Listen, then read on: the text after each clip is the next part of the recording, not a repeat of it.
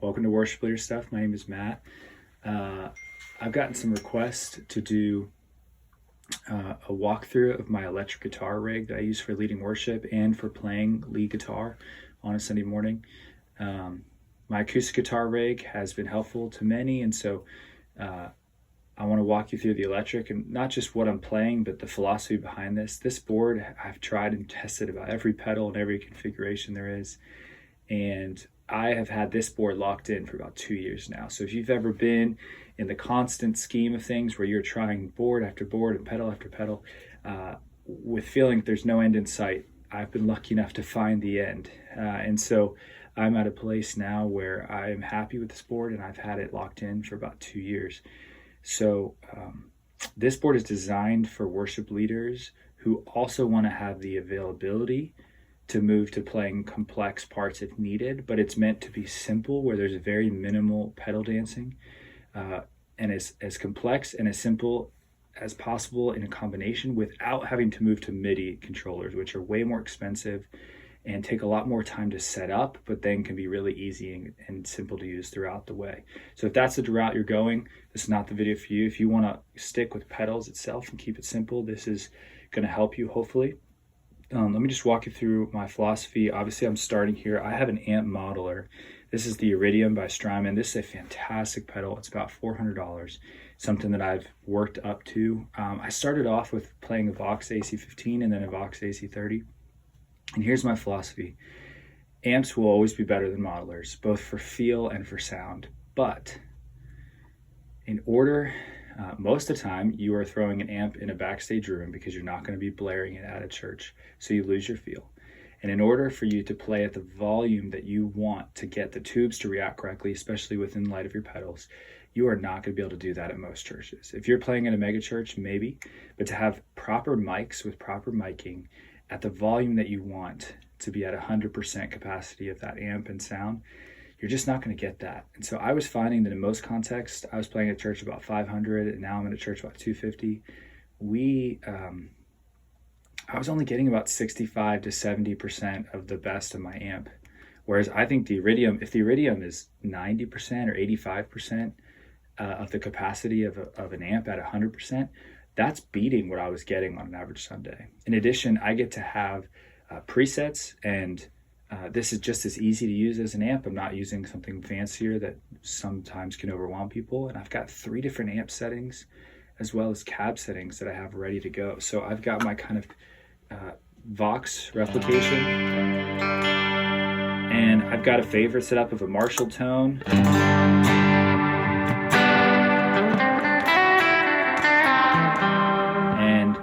Between those two, I can get almost everything that I need.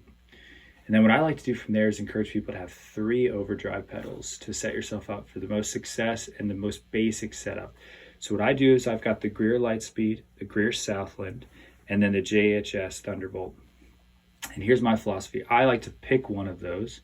In this case, it's the Lightspeed, and this is my always on pedal. So I've set my amp to be almost at the edge of breakup, and then I've set up my Lightspeed to get me to my edge of breakup tone, which is around here.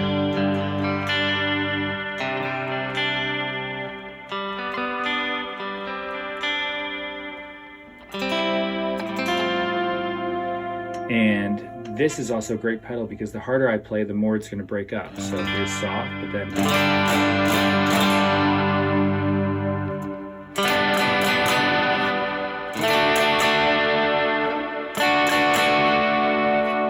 so this is giving me, this is really great for rhythm tones. I can add a little bit more grit if I need to without having to really do much to my volume or to situations. Obviously I've got a volume pedal here, which I can use for swells as well as mute. I'm running a Polytune tuner that is going right into that, by the way. So I leave that always on so I can just turn the volume down when I need to tune.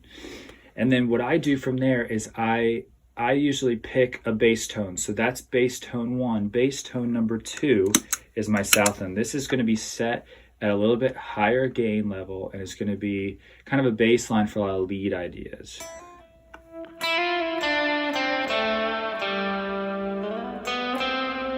Okay, this is going to give us a lot of... So if I'm doing some more driving stuff or a lot more single note stuff, then this is kind of where I'm going to be. Even if I'm doing a lot of picking. And that's where I'll be. So I've got 2 bass lines that I can go between in this song. And if I need to move back and forth a lot, then I haven't set up my pedal board correctly. This is something that I don't need to be jumping back and forth. So if I'm playing on bass line 1, which is the slightly more clean tone, edge of breakup, or bass line good tone, and I need to add some more gain, then I've got this set up to be a boost for either one. So now I can boost.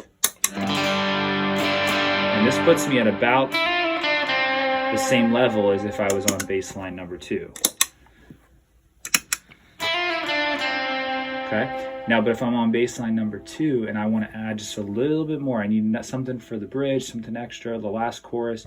This is going to add a little bit more gain and a little volume.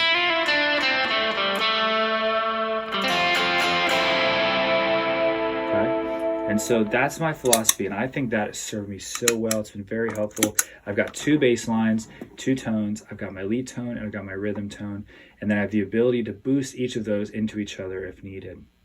I never have all 3 on at once, but this is what I find is that most of the time I'm using the light speed, and then I'm going to boost when needed. You could substitute the JHS Thunderbolt for just a normal boost in this philosophy. I like it because I can add a little bit more grit to my existing situation, and I actually find that the Thunderbolt on its lighter setting has 2 settings, a heavier setting and a lighter setting. Works really great as a boost pedal. Then I've got and then from there I just do my reverbs and delays. I'm using the Collider by Source Audio. This is a fantastic pedal. It's a combination of one of their delay pedals and their reverb pedals. The only downside to it that I would say is that the tap tempo function that's built in is not the best. So I'm running, you can see down here, this Fender thing here is just a wood case for holding picks.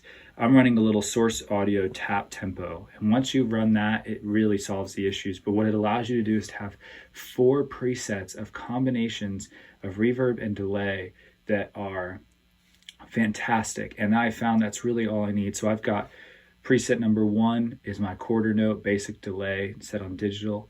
I've got a dotted eighth on digital, and then I've got slapback on analog delay, and then I've got a longer quarter note idea with and each of those are paired with a different idea of reverb. So I've got the first 2 set up to be pretty similar. So those are my basic ones. I'm hopping back and forth between a quarter note and an eighth note with, in this case, I've got a hall reverb that's set at a decent level.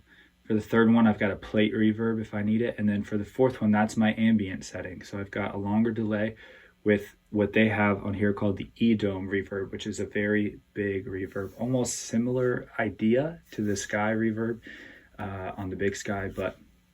And then I do have a separate reverb here. This is the RV6. I use this on my acoustic board. I'm going to use this for the rest of my life everywhere because I like the modulate reverb setting the best. I pretty much leave that always on, and then we'll change my delay settings, but there's some times where I'm using the reverb within the situation. So that's this reverb you can hear here. This was without it. See, it's so much more plain. So it's subtle, but it's going to help add some feel of sustain without actually adding sustain. And some nice ambience for when you're picking through your chords. And then here's a delay setting on.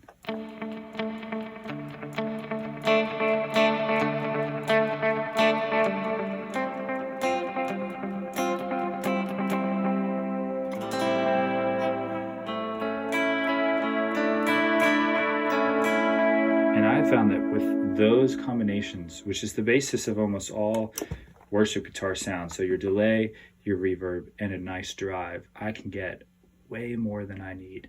The nuances of having a chorus pedal and all these different things are really lost in a live setting, in a live mix.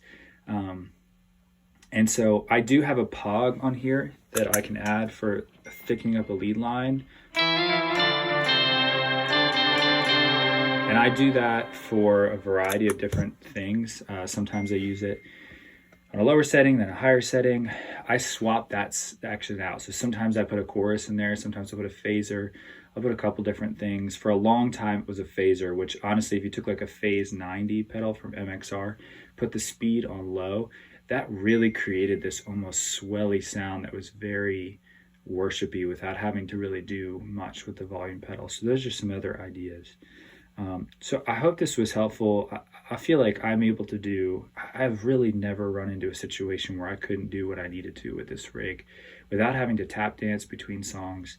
The tap tempo function is really helpful if you're not going to be using a delay that's super complex, that it takes up a ton of room and you have to program in everything at a time. This is designed for no programming, plug and play, pick your bass tone and move forward.